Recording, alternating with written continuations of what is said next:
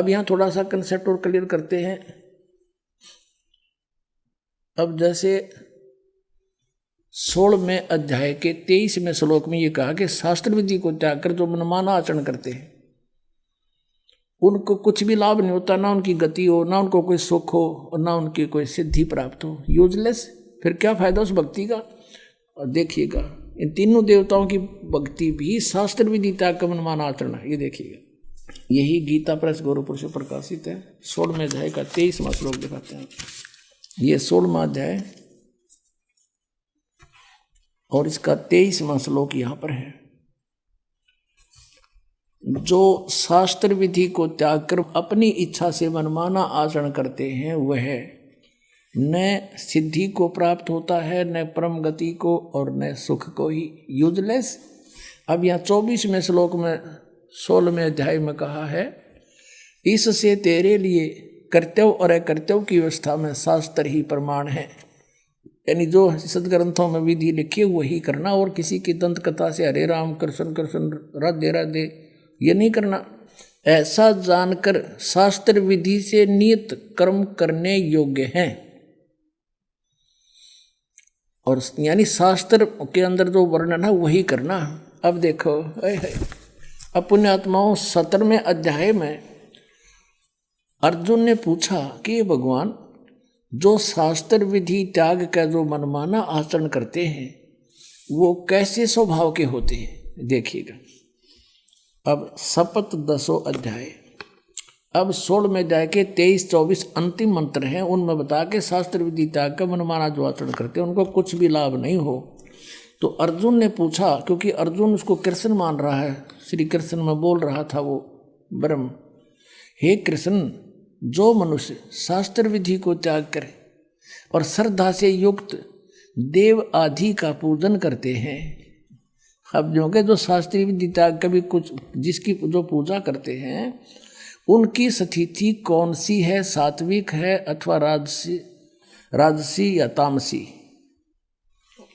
अब यहाँ उत्तर देता है ये गीता ज्ञानदाता दूसरे श्लोक में 17वें अध्याय के में, मनुष्यों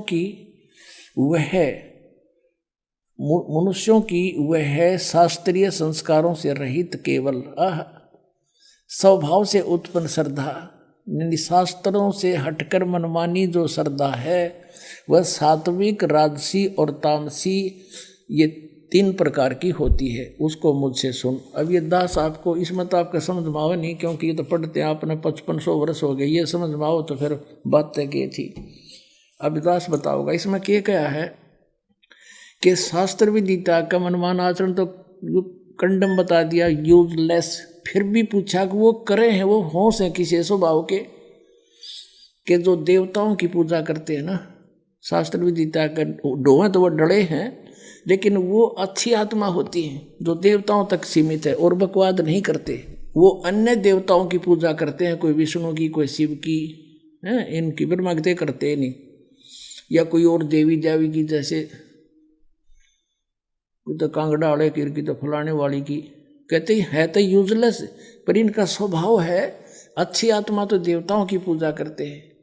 और जो दूसरे हैं वो जंतर मंत्र करने वाले, ये भूत प्रेत की दाढ़े धूड़े लानी है, ये तामसी वृत्ति के लोग होते हैं। ये बकवादी भैरव भूत ने पूजे हैं, दारू पीऊँ और मांस खाऊँ को वो भैरव बोलूँ हूँ, जो बोतल चढ़ा दो, पीऊँ बोतल खाओ, मांस निकम्मे और बर्बाद करें।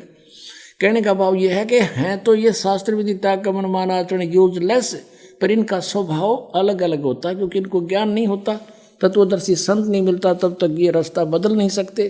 फिर बताया कि जो देवताओं की पूजा करते हैं शास्त्र विधि त्याग के है तो यूजलेस, लेकिन वो सात्विक व्यक्ति के होते, अच्छी आत्मा होती है।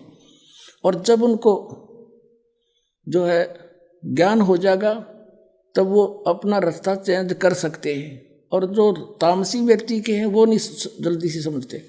अब यहाँ गीता जी अध्याय नंबर 7 के श्लोक नंबर 12 से 15 में क्या कहा है, तीनों गुणों के पुजारी, अन्य देवता में आते तीनों गुण, रजगुण ब्रह्मा, सतगुण विष्णु, तम गुण शिव जी। राक्षस स्वभाव को धारण किए मनुष्यों में नीच दूषित कर्म करने वाले गीता ज्ञानदाता कहता मुझे भी ना बजते ये। और फिर कहता मेरी भक्ति 4 प्रकार के करते हैं, आर्थ, अर्थार्थी, जिज्ञासु और ज्ञानी। परमेश्वर कबीर जी ने कहा था, गुण तीनों की भक्ति में ये भूल पड़ो संसारे, कह कबीर निज नाम बिना कैसे उतरो पार। निज नाम ये सतनाम है 2 अक्षर का, और सार नाम वो अलग है, आदि नाम जिसे कहते हैं। 3 देव की जो करते भक्ति, उनकी कदे ना होवे मुक्ति। और वही हमारी गीता जी कह रही है कि शास्त्र विधि को त्याग कर जो मनमाना आचरण करते हैं, यूजलेस, ना उनकी परम गति हो, ना उनको सिद्धि प्राप्ति हो, ना कोई सुख हो, फिर किस लिए डलेड हो रहे हो। अब इनको राक्षस स्वभाव को धारण किया हुआ मनुष्यों में नीच कैसे कहा, मूर्ख। जैसे तमगुण शिव की भक्ति की थी रावण ने, कैसा जुल्म किया, एक पराई स्त्री को उठा लिया और फिर कैसा जुल्म करना चाहा, शराब पीवे, मांस खावे, राक्षस कहलाया।